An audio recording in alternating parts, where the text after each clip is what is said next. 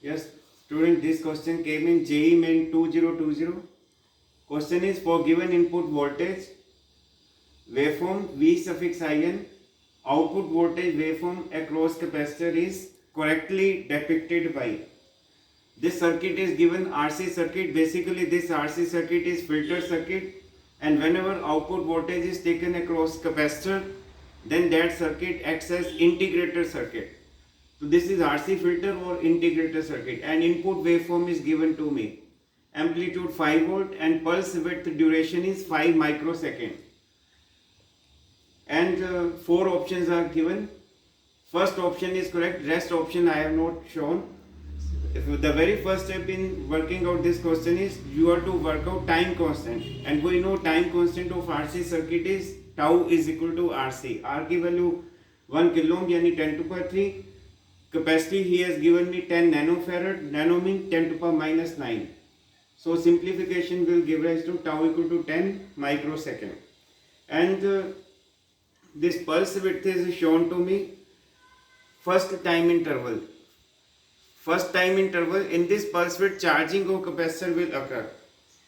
So when we take first time interval 5 microsecond, then capacitor input waveform having amplitude 5 which is shown by this capital V. आगे R दिखाया हुआ और ये capacitor. By applying Kirchhoff voltage law, Kirchhoff voltage law is voltage across sum of voltage across closed circuit is 0. So negative से positive gain current की direction में loss minus IR, capacitor के cross voltage आएगी minus QIC is equal to 0. Simplify और फिर उसमें मैंने ये डायरेक्ट एक्सप्रेशन लिखा. You should remember it.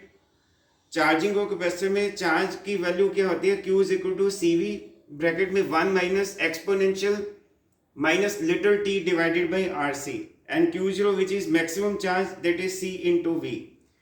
So C into V is V Q maximum. So we have to find out voltage across capacitor. So V is equal to QIC. So therefore voltage at given instant is given by V maximum into 1 minus e to power minus t over RC. So whenever जब जो भी value बढ़ती है तो वो इस तरीके से बढ़ेगी. 1 माइनस जब भी 1 minus e to power minus small t over RC आएगा तो वैल्यू बढ़ेगी. Time constant divided by time interval. Time constant मैंने अभी बताया कि 10 माइक्रोसेकंड यानी 10 power minus 5. Time interval is 5 microsecond which is 5 into 10 power minus 6. So this is 2. Therefore interval जो है that is half of time constant. This input waveform is shown to me. This in this pulse width capacitor की charging होगी. इस pulse width में भी capacitor की charging होगी और ये 5 वोल्ट दिया हुआ है. तो ये फर्स्ट टाइम इंटरवल है, ये सेकंड टाइम इंटरवल, ये थर्ड टाइम इंटरवल. तो अभी मैंने बताया टाइम इंटरवल के half of time constant. Time constant is tau. So this is 0 से tau by 2, then tau over 2 से टाउ. ये सेकंड टाइम इंटरवल, ये third time interval. So first हम 0 से 5 माइक्रोसेकेंड. ये वोल्टेज का फॉर्मूला आपको मैंने बताया. और ये मैक्सिमम वोल्टेज कितनी है? 5 ब्रैकेट में 1 minus exponential minus little T. Little T क्या है? फर्स्ट टाइम इंटरवल के बाद यानी हाफ ऑफ टाउ. ये लिटिल टी की वैल्यू हाफ ऑफ टाउ और ये टाउ टाइम कांस्टेंट. टाउ से टाउ कैंसिल. सो ये 1 बाई रूट टी. ई की वैल्यू होती है 2.718. Simplification will give rise to 2 volt. तो इसका मतलब ये है कि ये 2 वोल्ट मैंने प्रूव कर दिया कि after first half time interval capacitor की चार्जिंग कहाँ तक हो जाएगी? 2 वोल्ट तक. ये देखिए 2 वोल्ट तक आ गया.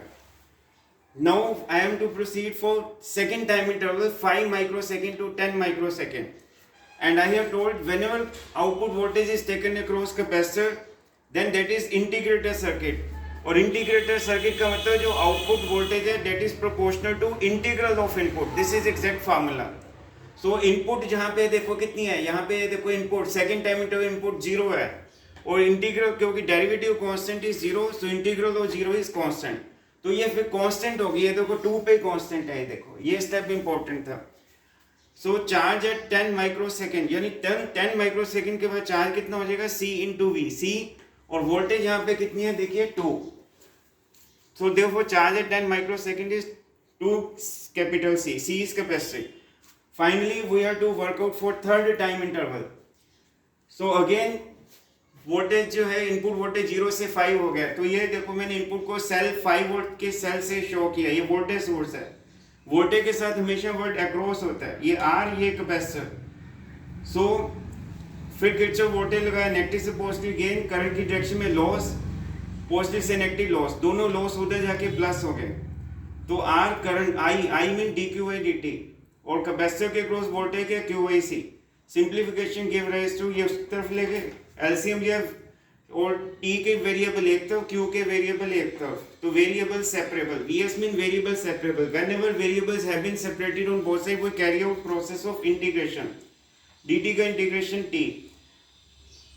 तो आपको पता है इसका इंटीग्रेशन क्या होगा, क्योंकि डिनोमिनेटर का जब डेरिवेटिव न्यूमरेटर में हो तो लॉग हो जाता है, लेकिन माइनस क्यू की वजह से -1 है, इज इक्वल टू 1/RC, और डी टी लिमिट यहाँ पे मैंने क्या लिखी है 10 से 15, क्योंकि ये 10 और ये 15, तो ये 5 आ जाएगा, और ये 10 सेकंड पे चार्ज कितना है 2C, और 15 पे कितना चार्ज कैपेसिटर एक्वायर करेगा वो Q, that is to be worked out. So पहले अपर लिमिट ये माइनस इस तरफ ले गया, पहले इस Q की जगह अपर लिमिट -ln, फिर इस Q की जगह लोअर लिमिट 5C - 2C यानी ln 3C is equal to -5/RC। RC time constant है, टाइम कांस्टेंट अभी मैंने बताया था 10 माइक्रोसेकंड, सो 5/10 1/2, क्रॉस मल्टीप्लाई किया तो ये लॉग, आपको फार्मूला पता होगा, question formula log m - log n, log m/n, तो log जब हटेगा तो दूसरी तरफ एक्सपोनेंशियल बन जाएगा, तो 5C - Q इज 3C और √e, देयरफॉर Q की वैल्यू क्या आ जाएगी, रीअरेंज किया ये आ गया। So finally we have to work out voltage across capacitor which we know QAC, तो Q और C इधर आ गया, तो 5 - 3 1/√e की वैल्यू ये, so 3.18 which is roughly 3 volt. तो ये देखो यहाँ पे मैंने 3 वोल्ट प्रूव कर दिया, तो इसलिए ये जस्टिफाई किया। तो this is very important question, and जो लॉजिक हमें इस तरीके से कैलकुलेशन करनी थी। Thank you.